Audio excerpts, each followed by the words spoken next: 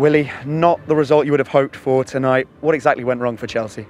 Well, a few things wrong, but we arrived here with a very bad result from the first game. So we tried to do our best, but from the beginning we conceded for the penalty from the start of the game. So it was a little bit difficult, but we showed good character to play the game. Then they show more quality and more clinical in our own box, so they deserve to be in the next round. I know the fans as a whole, though, are very positive about how the campaign has been. How would you sum up the season as a whole? Well, we can see in different ways. We did it but so proper in the Premier League, but we were unlucky in the Cup, and also now in the Champions League we are saying goodbye. But we did a proper tournament in the Premier League. We are in the next Champions League, so this is good for the team. But nothing to regret today. I think the guys ran a lot and did a proper job on the pitch.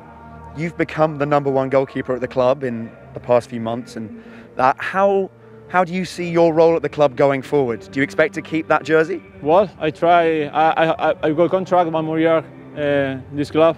I'm really happy to play with this T-shirt, and I would like to keep playing because in the last month I became the first option, the first choice, and we'll see what happens in the future. But I keep working hard to have this opportunity again. Have the club said anything to you on it? No. Just the boss said I have to play this couple of games. But as I say always, I've been in the bench or in the second position as a goalkeeper, but I always train with the mentality as a first choice. Willie, thanks for your time. Thanks. Bye-bye. Yeah, difficult night, as we expected it would be for Chelsea against what is a very good Bayern Munich team. Yeah, definitely, and I think it was a step too far for a lot of these young players. And I think it was for Frank. I'm sure he would have learned a little bit about a few of these players, but I think he would have gone there. His expectations wouldn't have been probably much more than what he got on the end of today. But Bayern Munich look a formidable team at the moment. They look the most convincing team in the tournament for me. They look like the standout favourites now. They're very slick. Yeah, I mean, we were saying I thought they were the only team that didn't really have a weakness. I see where Rio's coming from defensively, because even Chelsea troubled them. But I still think they're the best balanced team, in terms of everything: goal scorers, creativity, pace. They've got the depth. I mean, obviously we're going into a period where it's a knockout, it's a week. There might be a few injuries in this period. Have they got the depth, strength in depth? Toliso's pretty good. Starts for most teams in the world. Coutinho, Perisic. Javi Martinez. I mean, they got so many players. The answer to that question is yes. They've got a lot of good players. The only problem if Lewandowski gets injured, all the teams, if their best player gets injured, there's not the like-for-like replacement. But they have still got the likes of Muller who could go up into that kind of false nine position if need be. But I mean, they're a great team, and I love really watching them play such fluid football. Yeah, and we saw plenty of fluid football right throughout the night. Let's pick up on the second half. Toliso's goal. Yeah, I mean, we've got it here in a touchscreen because it was just to break it down a little bit. I think we spoke about the defensive frailties, centre-back areas for Chelsea before the game, but I'll stop it here. And again, I hate to pick on the defenders, but it's not only them. I think it's the midfielders as well. In a team, if you want to stop goals going in the pitch, I'm highlighting 3, 4, 5, 6 players. The ball's wide. If you do not communicate and talk and help each other in the box, you will be punished. And not one of these players, I swear to you, has said a word, muttered anything to the other to say, listen, man on the shoulder, drop back. If you're just looking at it so easy and quickly, Kurt, drop back. Christensen, drop back. Then Emerson can drop back. The left back there, Emerson, he has to be the one there really talking as well.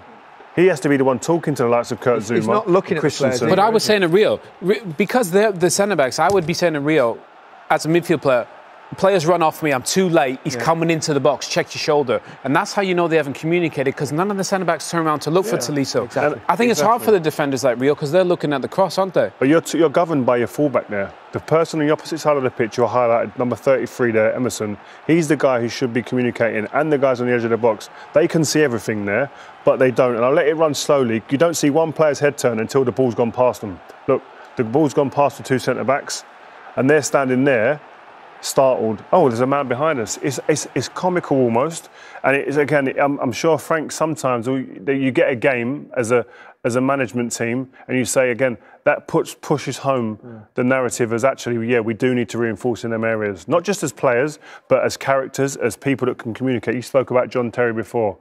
Listen, to buy that type of player in this current market, it's a £150 million player, and they're not about. But you need someone, maybe sometimes it's not just about ability, it's about someone, a man can come in and say, you move here, you get there, and who can conduct. Yeah. We saw Lewandowski with that great cross there. Strikers know how to cross the ball because they know how they like to receive it. Didn't take him long to add to his remarkable tally this season. I mean, honestly, 2 goals, 2 assists. And the thing is, I don't think we could argue he's the most complete centre forward, isn't he? I mean, just in terms of his overall packages. The number 9. He's classic. He's probably the best in world football, isn't he? Yeah, his hold-up plays, finishing. I mean, this proper centre forward and just bang. He's told Tolisso as well, get out of the way. Again, we talk about, can we get a man playing football? Get out of the way, this is me. I know what to do here. I've been here many a time. Tolisso ducks. Exactly, great header. Textbook that. Yeah. Let's take you back to very early in the game when Bayern Munich took the lead. Both of you have a view on what led to the penalty being given. Go on. You start, Owen. Yeah, I mean, the thing is, with Thiago, when he's at the heart of it there, but the big difference is now, Kimmich playing as a right-back, he's the width and Davis on the left, so they're almost wingers, so Gnabry can come inside, plays quite central, almost with Thomas Muller, creates a slight bit of an overload there. And look at Lewandowski, he's completely unmarked. Christian Zuma completely lost him. Yeah. And they cause you so many issues, because they're so flexible. Yeah, and it's the rotation. And we can't say, you've got to stress, this isn't easy. But you see here, the look from Christensen, he sees there's a number 9, there's a danger man. But look at his position. He drifts into the middle of the pitch. He goes away from the man who's got 50-plus goals of the season. Zero awareness. And listen, I said this is top level. It's not easy. It's difficult. But if you're not aware in these situations of who you're playing against and the danger men on the pitch, you get punished. Let me ask you a question. As a centre-half, can you teach that? Can you be taught? Can you learn that? Or does it have to come naturally? It's a great question. You can learn it. I think it comes with experience. You need to see these situations. Yeah. You need to have that be humble, to look back on these videos and take the criticism, and then when these situations arise again in a game, have that intelligence to fit. I've seen this. Make an adjustment in the way you play, different to the last time, and then don't continue making the same mistakes. And many times we're seeing some of these players make the same mistakes. When you were young and coming up and playing in that position, and you watched perhaps someone in a studio like this criticising perhaps one of your performances, would you listen to that? Educate me, please. Yes. Yeah, because so you take that in like a sponge. 100%. I was a sponge when I was a young player.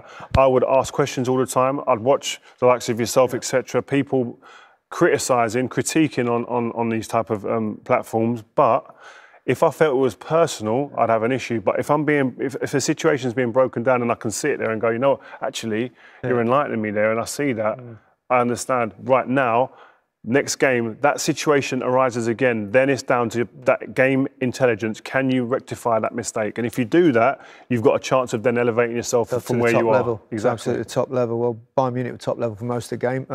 Perisic, 2-0. Talk us through that one, Owen. Yeah, I mean, the thing is, we're talking about Lewandowski, Muller, Perisic barely plays. And the thing is, that's the biggest difference now, is the press and the intensity of the press. They win it back. Muller, bit of patience. Lewandowski puts it on the plate for Perisic, and I mean, they get goals from everywhere now, don't they? Tolisso got one later on, but that's the biggest difference. That's why Bayern are better than they were previously. They work harder out of possession. Obviously, offensively, they're off the charts. The defensively have improved, but if they're getting goals from Perisic and Coutinho and Tolisso, good luck to everyone else. Remember, it was well over 12 months ago now, of course, because of lockdown, etc. But we watched Bayern Munich against Liverpool, and They were poor, weren't Ripped to shreds. they? I mean, the difference between that team and this team is huge. Well, I think that was really humbling for Bayern Munich to get so outplayed from Jurgen Klopp's side that they realised, wow, we're a long way off, Europe's best. But all of a sudden now, change the style, a few little tweaks, and they just... I think a big change as well is that they're not overplaying at the back. Yeah. A lot of their problems at Anfield that day came from Neuer, the centre-halves, overplaying and creating their own problems. Here, if it's not on, he goes longer into over the midfielders, over the press sometimes, and then they play to their strengths, which is in the attacking third. Yeah. Thiago, we talked about him before the game. He's been linked with Liverpool, of course. He was terrific again, wasn't he? Oh, he's a real playmaker, a deep-lying playmaker, somebody who can conduct the tempo of the game. Here you see, Owen spoke about this earlier, he drops in between the two centre-backs, comfortable on the ball and can play them balls that break the lines and turn the opposing midfielders to face their own goal. And so he is a nightmare for opposing players because he's a threat from all over the pitch in terms of opening the game up. And he's got such a variation in his player, hasn't he? Oh, I mean, look, switch of play, the ball on the deck, he gives people the eyes. But the one thing we saw today that we don't normally see from him, look at this. Tracking back. When you're playing as a defensive midfield player in a crucial game in a knockout time, can you be there? He's there. Brilliant. That's, and I love this one. Watch this one, by the way. Whap. Love that. Get in there. Love that. And all of a sudden, winning that ball there leads to these moments. I love this one. Give him the eyes. Honestly, Liverpool, if you can get him, get the checkbook out because he's special. We look over our shoulders, you'll see we've got the last 8. Right, give me your finalists. I'm going to go. I want Paris Saint-Germain to get there because the likes of Mbappe and the Neymar, you want them glamour players to be there. That's the other side. I'm going for Bayern. I mean, the way they've been performing. I've got a feeling Owen might agree. Yeah, no, I think it's PSG to be in the final, but I think Bayern to be too good for PSG. Does it make a difference that it's one leg? Does that level things up a little bit? It adds to it, doesn't it? It makes it better, doesn't it? It does, One game, it's like the FA Cup. Giant killers. Anyone can beat anyone on any given day, and you haven't got that backup and that kind of security. Or we can take them home next game. Yeah, it takes away that away goal thing, doesn't it? And the tactical thinking. Just go for it. Manchester City can win it. I think. Yeah, City for sure. They're still one of the best teams in the competition. But I just think Bayern have a bit more variables to the game. A bit of a spanking for Chelsea over the 2 legs, but they did score the 1 goal. Let's have a look at it because it's the one thing we've not really had a look at. Yeah, and Tammy Abraham. Yeah, Tammy Abraham. We talked about him before. Nice to go and tell everyone he scored in the Allianz. Yeah, definitely. I think this is more for him on a personal note. He has got 18 goals in 33 starts. So it's a good return for a young player. And it's his first real season as a Chelsea player proper. And again, this is the only sniff he had at goal all game. It's a mistake from Neuer, definitely. Handed on a plate. Not a difficult finish at all by any means, but he's there. Actually not that good, I have to say. He got a bit lucky because he didn't really move much. Can't they say be between the posts? Well, I think, normally you've got to go one way and then go the other. He kind of just stood there. But sometimes that works. Standing there, you find space. So. Sometimes you're in the right place at the right time. And this is what happens with these strikers. The top ones know where to be. And he's got a lot of developing to do and a lot of work and hard work to do on a training ground. But one thing you don't doubt about Tammy Abraham is his attitude. He's got a good attitude. Hudson-Odoi, he struggled a little bit tonight. We looked at him, a year or so ago, everyone was talking about him going to Bayern Munich. Well, Bayern were desperate for him. I think they thought they missed out on Jadon Sancho and wanted somebody like Cam Hudson-Odoi, who I think his talent is special. I really do. I think he has the potential to be special. But as you said before, had a big injury.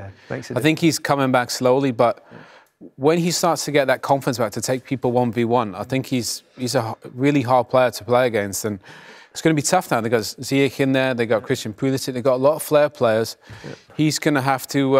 I thought he had some good moments today. I thought the young players were the best ones. Reece James. Well, most of them were because, Chelsea had 14 players from their academy in the squad. Amazing. That's hugely encouraging. And that's testament to Frank and his management staff as well. They've come in, they've had they've said to themselves, we're going to give these boys a chance. They know what's in that house. Jody Morris has been a coach there before as well, so they know what is under their bonnet there, and they've been brave. They've been brave to give them young kids a chance, and now the kids back in the academy have got a pathway. And listen, Frank he's just going into the transfer market, recruiting, etc. So these players aren't Frank Lampard's moulded players that he wants. So he's going to be wanting to be shuffled in the pack, and the young players know now they're going to be a part of it if they perform. Well, let's hear from him. Here's Frank Lampard. He's with Archie Rintunt.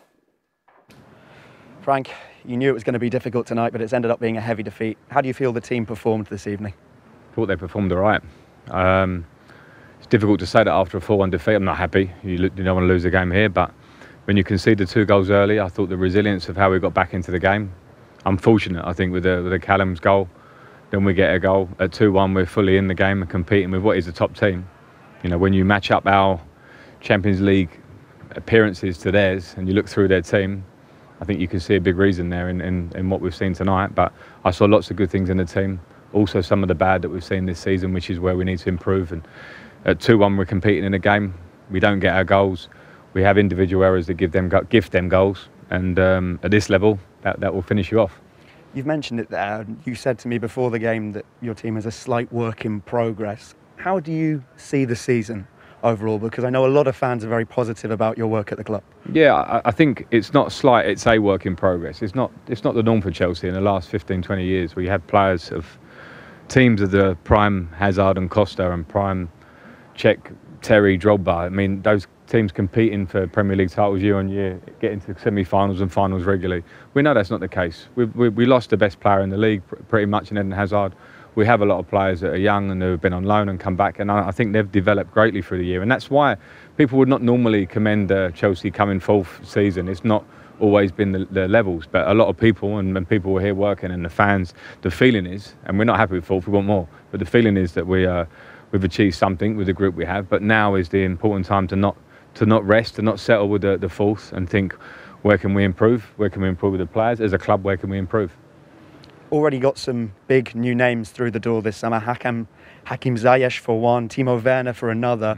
Do you feel the club needs to strengthen further in the coming weeks? We will look at that, because that's our job, my job, us. We're very joined up at how we've worked at it already, and from having a transfer ban, you feel the fact that we've missed, where other clubs have spent and improved, and recruitment is a huge part of this game. So I think when you look through the team, nights like tonight, for me on a footballing sense, show me a lot.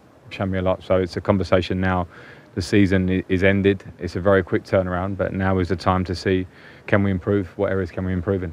Can we expect further business? Kai Havertz's name has been mentioned strongly with the club. I wouldn't expect anything. But as I say, it's our job to go away and see what happens and see if we can improve. In a football sense, I feel like I know where we can. So now it's time to look at that. Frank, enjoy what break you can get. Thank you very much. Cheers. Thank you. Is Havertz what they need? He's really good player. But you know what I'm saying? Yeah, I think he's a great young player, but they have a lot of those great young players. And we saw today, and he brought up Cech and Drogba and John Terry.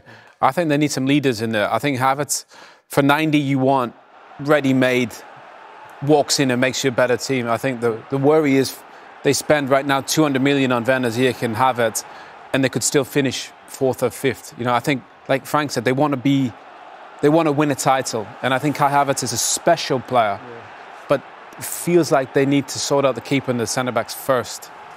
Mason Mount could play in there. Where does Mason then play? He's had a good season. Yeah. But I like him.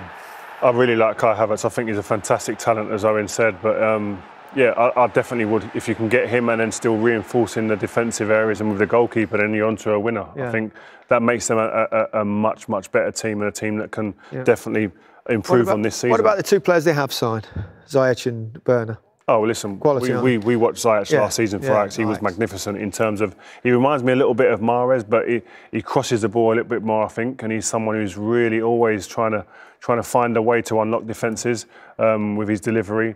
A lot of guile, and Timo Werner, his movement and then his finishing is phenomenal. We saw what he was like against Spurs in London. So 2 talented players that definitely improve them.